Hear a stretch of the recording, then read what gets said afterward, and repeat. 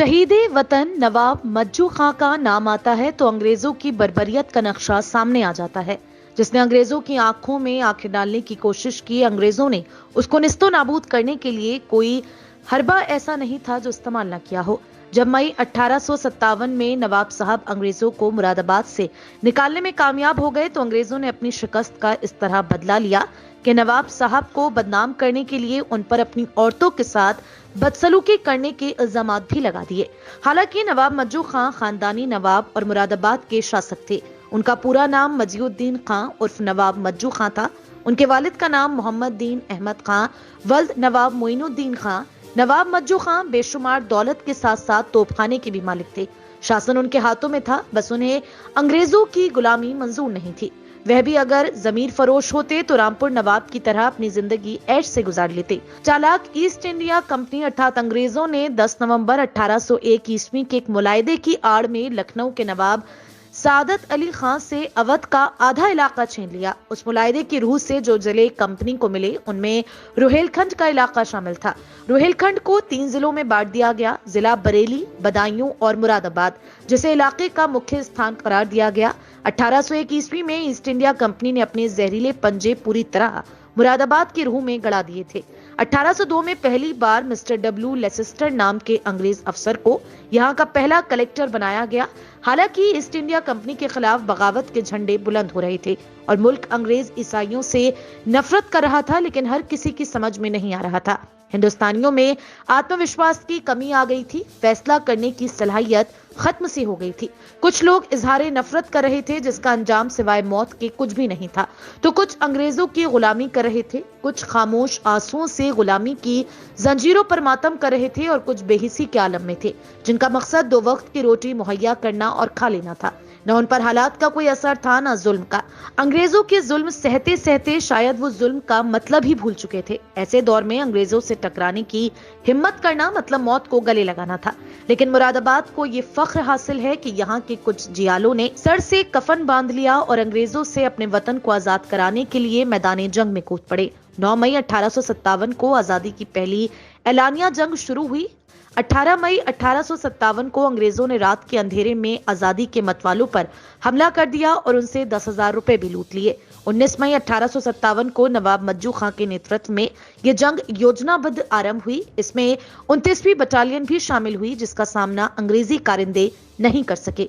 उधर वहाजुद्दीन उर्फ मौलवी मन्नू के नेतृत्व में इनकलाबियों ने जेल खाना तोड़ दिया। खौफ के मारे अंग्रेज जेलर डॉक्टर हैंसबरू जेल की छत पर छुपा रहा, जिसे क्रांतिकारी पकड़ लाए और जेल के दरवाजे के साथ बांधकर आग लगा दी, मगर जेलर वहां से किसी तरह भागने में कामयाब हो गया। उसने अपने आला अधिकारियों को इनकलाबियों के हालात बताए तो इनकलाबियों के हौसले सुनकर अंग्रेजों के पैर उखड़ गए और वो नैनीताल भाग गए। 3 जून 1857 तक सारा मुरादाबाद विदेशियों के वजूद से पाक हो चुका था।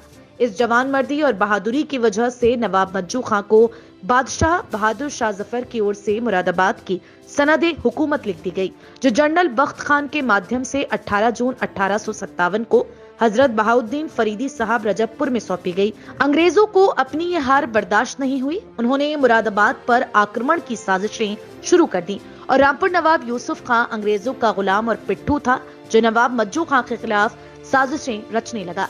22 अप्रैल 1858 बहादुर शाह जफर के बेटे फिरोज शाह जब मुरादाबाद आए तो नवाब रामपुर ने मुरादाबाद पर आक्रमण कर दिया और मुरादाबाद की आवाम पर अंग्रेज सिपाही टूट पड़े और कत्लेआम करने लगे, जिसकी वजह से फिरोज शाह मुरादाबाद से बाहर निकल गए।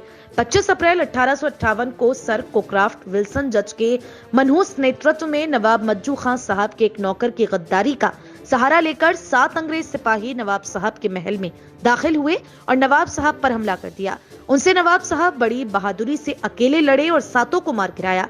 बाद में बड़ी तादाद में फौज पहुंची और नवाब साहब पर हमला कर दिया, जहां नवाब साहब को गोली लग गई और वो शहीद हो गए। उनके महल में निर्माण के लिए चूना पड़ा था। उनके तड़पते हुए शरीर को उस चूने में डाल दिया गया और चूने पर पानी डलवा दिया गया, जिससे उनके जिस्म के चिथड़े उड़ गए और वहां मौजूद उन्हीं के हाथी के पांव से बंधवा कर गल शहीद पर हजरत रोशन मियां वाले कब्रिस्तान में फेंकवा दिया गया। उनकी लाश को दफन करने की भी इजाजत नहीं थी। जिन बाबा साहब ने उनका कफन दफन किया उनको भी फांसी पर चढ़ा दिया गया। इसी कब्रिस्तान के सामने उनका भी मजार शरीफ है जो गल शहीद बाबा के नाम से मशहूर है। गल शहीद का असली नाम गिल शहीद था। गिल का फारसी में मतलब होता है मिट्टी, इसलिए मुरादाबाद का ये मोहल्ला शहीदों की मिट्टी यानी गिल शहीद के नाम से मशहूर हुआ, जो वक्त के साथ गल शहीद हो गया, क्योंकि इसी जगह पर अंग्रेज आजादी के उन मतवालों को फांसी दिया करते थे जिन्होंने बहादुर शाह जफर के बेटे फिरोज शाह के सामने विदेशियों से देश को आजाद कराने की कसम खाई थी। 25 अप्रैल 1858 को नवाब मज्जू खां को शहीद करने के बाद चुन चुनकर इंकलाबियों का साथ देने वालों को पेड़ों पर लटका दिया गया। आज भी यहाँ उन पेड़ों में से बचा एक इमली का पेड़ बाकी है जिन पर नवाब मज्जू खां का साथ देने वालों को फांसी दी गई थी। 2001 में स्वर्गीय जावेद रशीद एडवोकेट के नेतृत्व में एक कमेटी बनाई गई और 2003 में नवाब मज्जू खां के मजार का निर्माण कराया गया। आज नवाब मज्जू खां के नाम से एक गेट गल शहीद चौराहे पर मौजूद है और प्रशासन और शासन की तरफ से 26 जनवरी, 25 अप्रैल, 15 अगस्त, 2 अक्टूबर को स्वतंत्रता संग्राम सेनानी के मजार पर जिला अधिकारी द्वारा हाजिरी दी जाती है। ये नवाब मज्जू खां साहब का जो मज़ार है ये उसका कब्रिस्तान है, बहुत मशहूर और बहुत मकबूल। यही वो जगह है जहाँ पर नवाब साहब को गोली मार के जब शहीद कर दिया गया था और पूरे शहर में हाथी के पाँव से बंधवा कर उनको घुमाया गया था, तो उनकी लाश को यहाँ फेंकने के बाद यहाँ पर टांग भी दिया गया था और भी बहुत से शहीदों को यहाँ टांगा गया है। जिसके बाद गल शहीद बाबा ने उनको यहाँ पे तदफीन दी। यहाँ उनका मज़ार है नवाब साहब का, जो 2003 में यहाँ बनाया गया था। ये जो इमली का पेड़ दिख रहा है ये कब से यहाँ पर?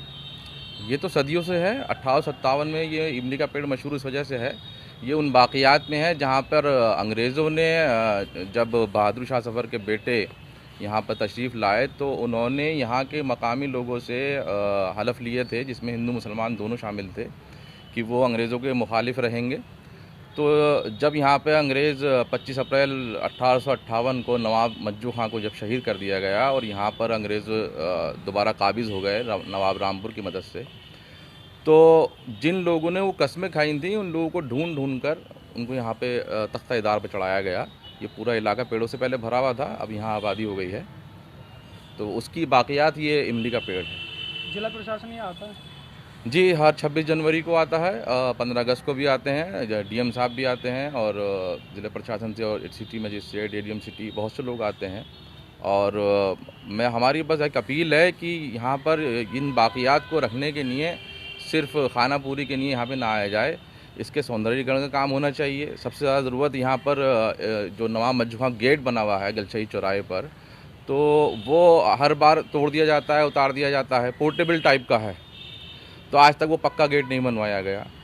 और हमने पहले भी मांग करी है, हम पिछले 20 सालों से लगातार कमेटी की तरफ से मांग चल रही है कि नवाब साहब के नाम पर यहाँ पर एक यूनिवर्सिटी होनी चाहिए और सूफ़ी अम्बा प्रसाद जी के नाम पर, जो यहाँ के स्वतंत्र सेनानी थे और जर्नलिस्ट थे, पत्रकार थे, उनके नाम पर यहाँ पर एक जर्नलिज्म का एक कॉलेज होना चाहिए या मेडिकल कॉलेज होना चाहिए। तो ये हमारी लगातार कमेटी की तरफ से डिमांड है। अब देखिए सरकार कब पूरी करती है।